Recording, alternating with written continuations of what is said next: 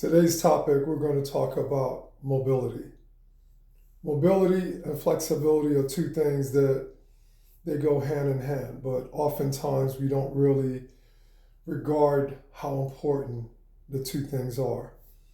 Let's say, for example, you're getting dressed and you have to bend over to tie your shoes, put on your socks.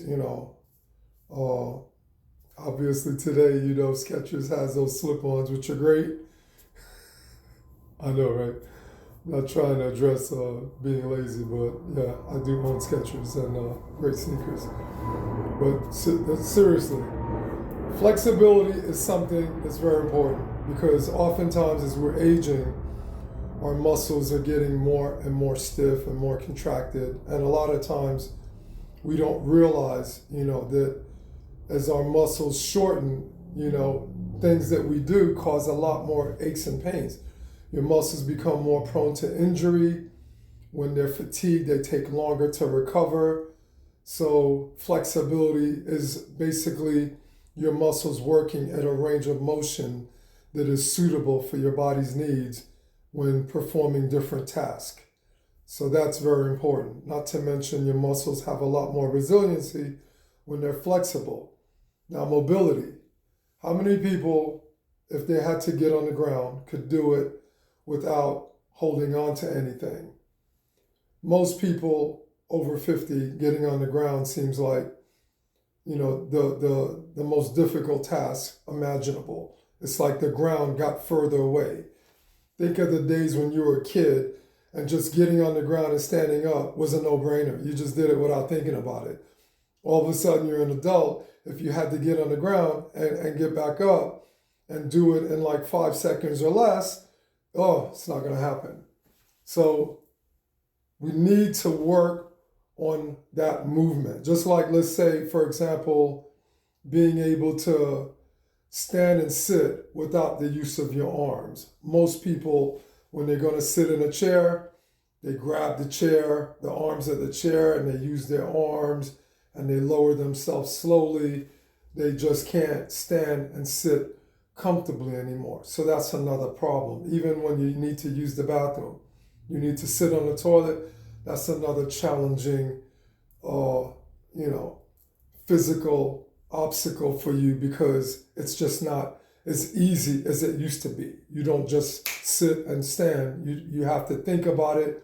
You have to look around you and try to figure out what am I going to lean on? What can I play? Where can I place my arms? Not good. Working on flexibility, simple things, touching your toes, getting rid of the tightness in your lower back, your hamstrings, being able to lift your arms completely overhead without any difficulty. All of these things sound like they're nothing, but guess what? When you've went the last 20, 30 years and not worked on it, you've regressed far more than what you realize. A lot of times that verse that says use it or lose it, yes, there's a lot of truth behind that. Once you stop working on something, guess what? The physical ability that you once had to do it comfortably, it's gone. You don't have it anymore.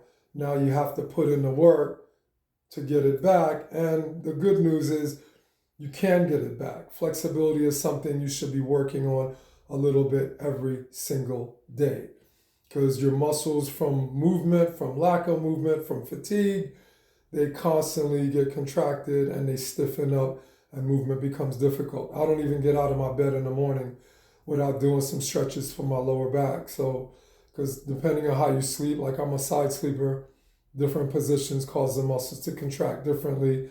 And upon wakening after being in bed for several hours, 5, 6, or 8, when you go to stand up, you feel that stiffness where you're not, standing up comfortably. You're not just popping, you're standing and you're like, ugh.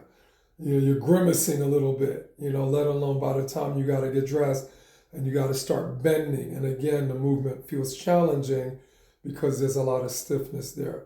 So work on flexibility, practice.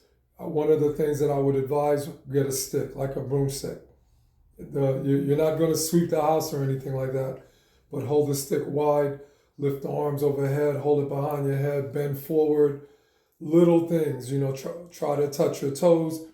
Practice squatting, bending your knees with your hands on the ground and standing up slowly. Then by the time you stand, raise your arms over your head. Little simple stretches. I recommend doing them 3 to 5 times. Take an average of 3 to 5 breaths and you'd be surprised. Every time you do a stretch, people, understand you don't hold the stretch for like 2 seconds. You may need to hold the stretch 5 to 10 seconds to let it take hold, take root inside your body. Muscles need time to relax. Why is breathing so important when you stretch?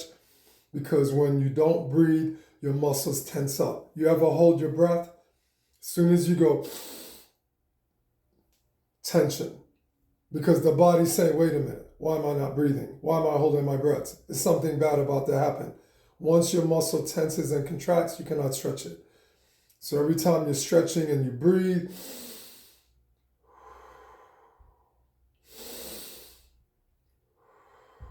that breathing sends a signal to your body.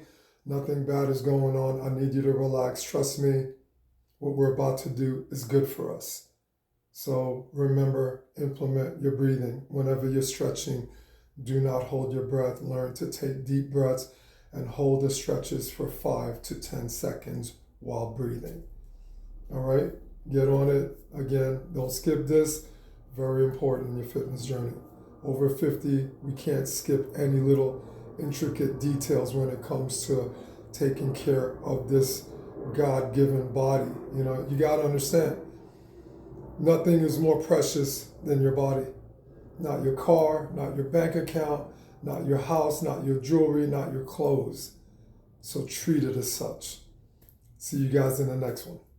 Mr. Natural out.